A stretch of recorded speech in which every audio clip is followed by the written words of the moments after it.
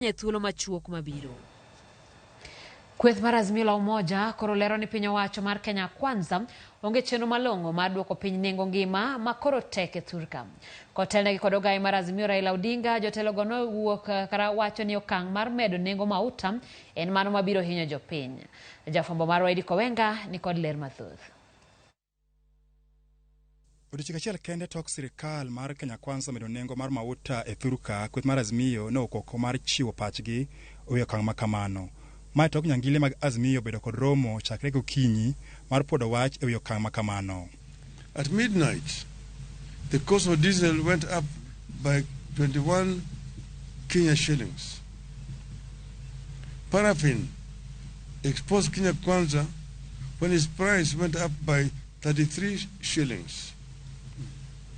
Petrol exposed Kenya Kwanza after rising by 16 shillings higher.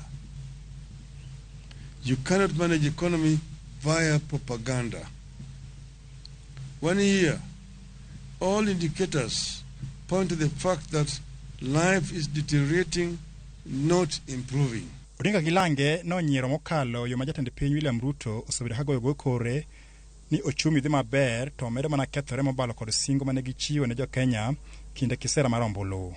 Given the state of economy and the prices they made during the campaign and the promises they made during the campaigns, Kenyans would have expected that Kenya Kwanza would cut down expenditure and borrowing.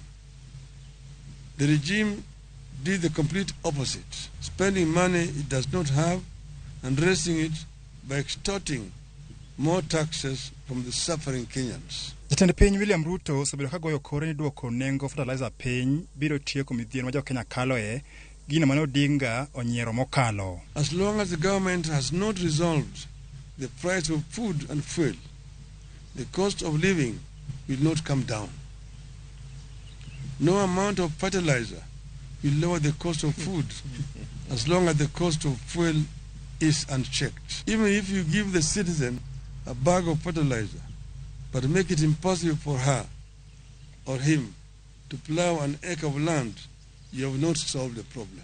Kweth no soko wang' piny owacho ka giwacho ni higa achiel tok Ruto kawo telo e thurka onge ber malong'o ma inyalo wacho e piny owacho mar Kenya Kwanza.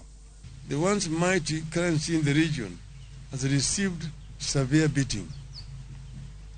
The shilling has lost a quarter of its value against the US dollar in 1 year. The shilling lost 20% of its value against the Tanzanian and Ugandan shillings. In August 2022, the shilling was trading at 120 for $1. A year later, the shilling is trading at 150 against US dollar. Wach mar somo mathuruka bende ne giwuoye ka Azimio lero ni weche mag tiegruok ma pacho ka kendo ka onge lai malong'o to ganda ok bi yudo tiegruok maliw kalure kod sera ma oketi e sekta no giesani. Implementation of the CBC curriculum is in chaos. Mismanagement persists as key institutions like the TSC, the KNEC, and the ministry itself. Inequality between public and private schools is rising. The quality and capacity of day schools is deteriorating. But more worrying is that parents are being forced to pay for this chaotic and poor quality education.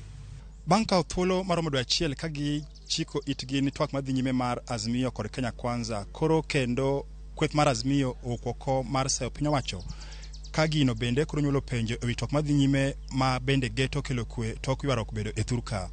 Idi Kowenga, Ramogi TV.